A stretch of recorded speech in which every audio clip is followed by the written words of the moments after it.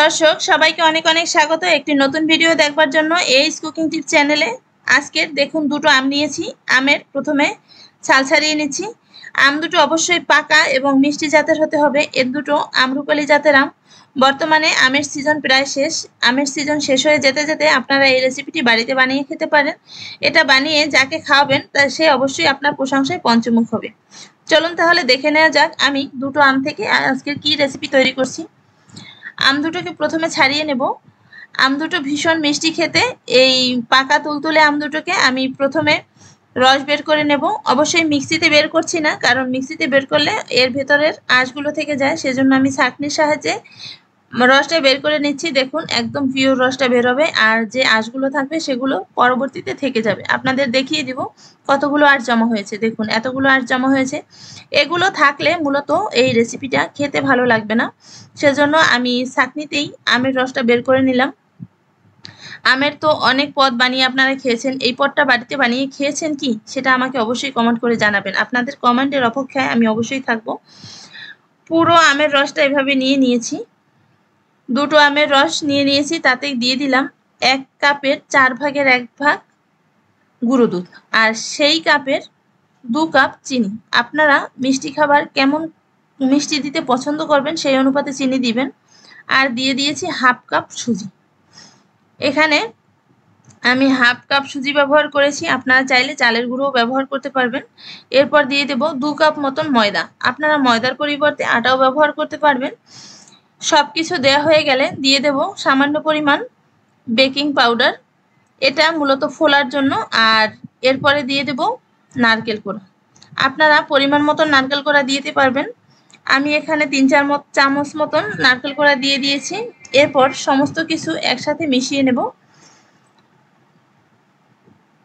সামান্য একটু লবণ দিয়ে দিয়েছিলাম।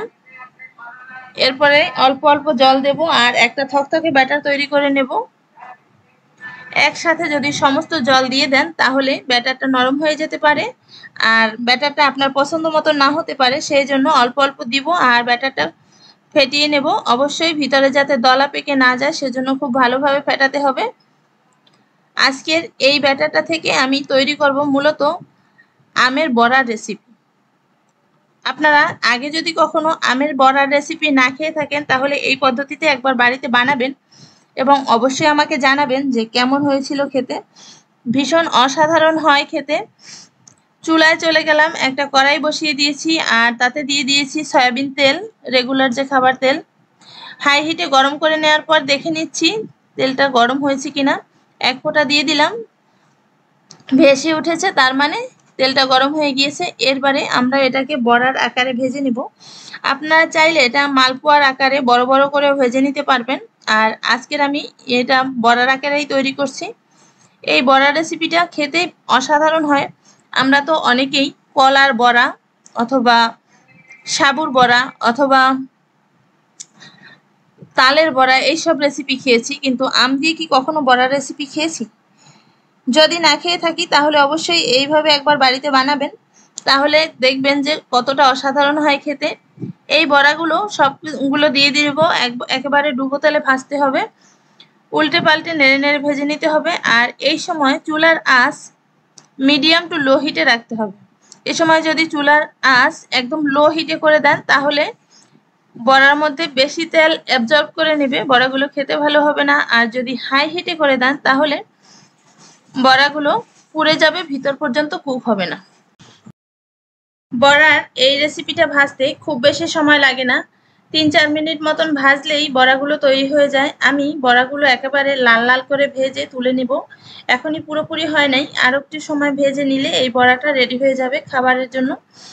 তো আপনারা অবশ্যই এরকম একটি বড়া রেসিপি আম শেষ হয়ে যাওয়ার আগে বানিয়ে দেখবেন যে খেতে কতটা অসাধারণ হয়। এরকম বড়ার রেসিপি আপনারা যে কোনো অতিথি আপ্যায়নে বানাতে পারেন অথবা নিজেরাও ঘরে বানিয়ে খেতে পারেন।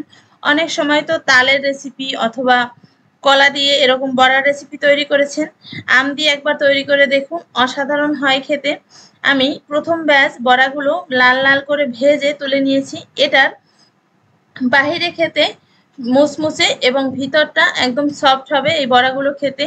আর প্রথম ব্যাচ তুলে নেওয়ার পরে পরবর্তীতে সমস্ত ব্যাটারটুকু থেকে আবার বড়াগুলো দিয়ে দেব, বড়ার আকারে শেপগুলো দিয়ে দেব এবং এগুলো ভেজে তুলে নিতে হবে।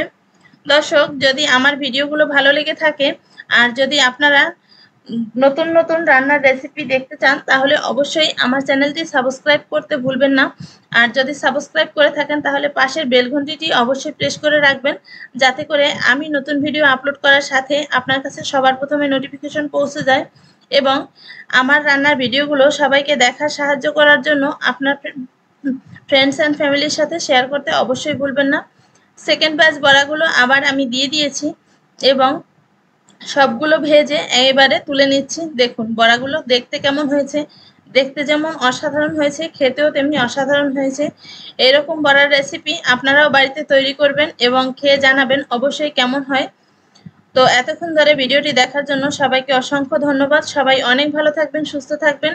আপনাদের সাথে আবার দেখা হবে নতুন কোনো ভিডিওতে। ততক্ষণ পর্যন্ত বিদায় নিচ্ছি, টাটা।